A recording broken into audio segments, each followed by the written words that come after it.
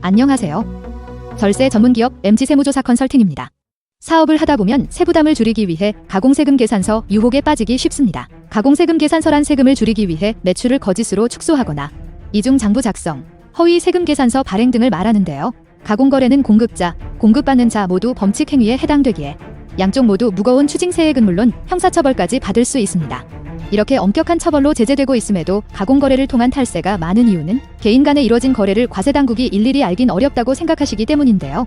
하지만 하루가 다르게 고도화되고 있는 AI 과세검증망과 빅데이터를 활용한 전산 시스템의 구축으로 과세당국에서는 당해 사업자의 연도별 신고, 추세와 동종업계 사업자와의 신고 현황 비교, 거래처의 신고 내역 등의 정보를 손쉽게 파악할 수 있어 거래 누락, 이상 징후가 있으면 해명자료 제출 안내문을 발송하고 있습니다. 특히 단기간에 대량의 거래를 진행한 뒤 폐업하는 수법으로 국세청 세무조사를 피해왔던 자료상 업체들도 최근에는 추적이 이뤄지고 있기에 자료상 업체를 이용하시는 일은 절대 없으셔야겠습니다.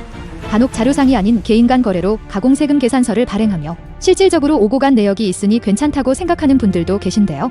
하지만 가공거래가 오고 간 이들의 신고 내역은 정상적인 사업자에 비해 매입 비율이 훨씬 높게 나타나는 등의 이슈가 있기에 당장 세무조사 통지를 받지 않았어도 모니터링 대상이 될 수 있습니다. 판매금을 부풀려 거래처 비자금을 조성한 이와 비슷한 의류업체를 예로 보겠습니다. 중저가 의류를 수입하여 의류 도매업체에 판매하는 A사업자 대표님께서는 회사 비자금 조성을 원하는 11개의 매출처 업체에 판매금을 부풀려 66억 상당의 허위 세금 계산서를 발행하고 매입 자료를 맞추기 위해 자료상 업체를 이용해 71억 상당의 가공거래 내역을 수취하여 세무조사 대상이 되었습니다. 해당 조사로 137억의 추징세액과 대표자는 고발 조치되었는데요. 이처럼 최근에는 과거에 비해 가공거래 혐의 내용의 파악이 쉬워 이러한 내용이 있다면 드러나는 것은 시간 문제라고 할 수 있습니다. 간혹거래 관행상 무자료 매입 거래를 주고받은 내역에 대해서도 가공거래로 분류되어 세무조사를 받는 경우도 있습니다.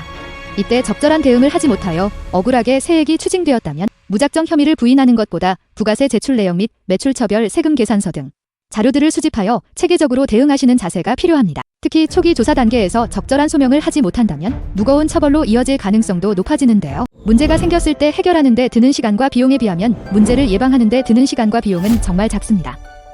MG세무조사 컨설팅의 모의세무진단은 이러한 대표님들의 고민을 가장 효과적인 방법으로 해결해 드리고 있습니다.